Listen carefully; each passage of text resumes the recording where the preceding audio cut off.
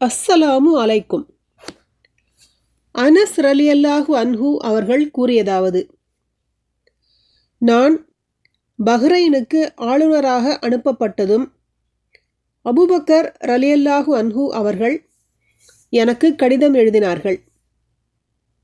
அதில் பின்வருமாறு குறிப்பிட்டிருந்தார்கள்: அளவிலா அருளாளன், நிகரிலா அன்புடையோன், அல்லாஹ்வின் திருப்பெயரால். இது அல்லாஹ்வின் தூதர் ஸல்லல்லாஹு அலைஹி வஸல்லம் அவர்களுக்கு அல்லாஹ் கட்டளையிட்டு அல்லாஹ்வின் தூதர் ஸல்லல்லாஹு அலைஹி வஸல்லம் அவர்கள் முஸ்லிம்கள் மீது கடமையாக்கிய கட்டாயக் கொடை ஜக்காத் தொடர்பானதாகும். இந்த ஜக்காத் முஸ்லிம்களில் யாரிடம் முறைப்படி கோரப்படுகிறதோ அவர் அதை வழங்கட்டும். கணக்குக்கு மேல் கோரப்பட்டால் கொடுக்க வேண்டாம். 24 ஒட்டகங்கள் அல்லது அதற்கு குறைவாக இருந்தால் ஒவ்வொரு 5 ஒட்டகத்திற்கும் ஓர் ஆடு ஜக்காத் கொடுக்க வேண்டும். 25 ஒட்டகம் முதல் 35 வரை 1 வயது பெண் ஒட்டகம் ஜக்காத்தாக வழங்க வேண்டும்.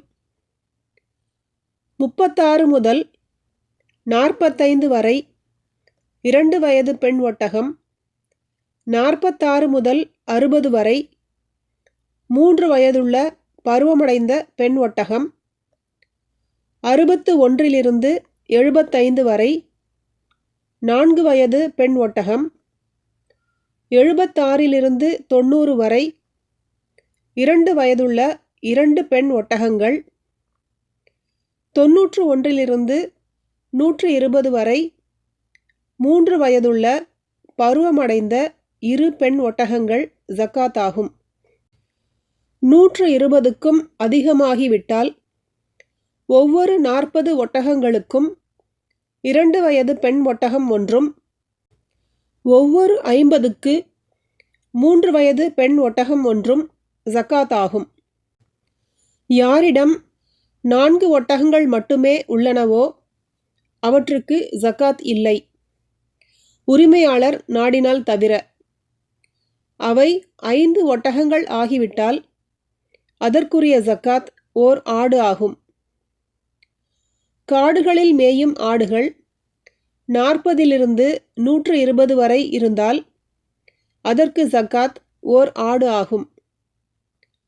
120க்கு மேல் 200 வரை இருந்தால் 2 ஆடுகளும், 200க்கு மேல் 300 வரை 3 ஆடுகளும், 300க்கும் அதிகமாகிவிட்டால் ஒவ்வொரு 100க்கும் ஓர் ஆடும் ஜக்காத் ஆகும்.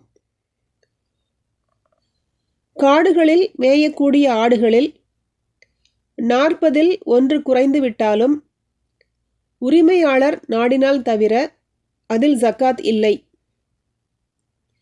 வெள்ளியில் 40 ஒரு பங்கு 2.5% ஜக்காத் கொடுக்க வேண்டும்.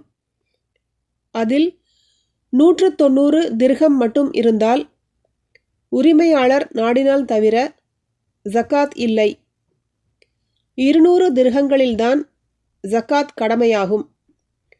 சஹீஹ் புகாரி 1454, அத்தியாயம் 24, ஜக்காத்தின் சட்டங்கள்.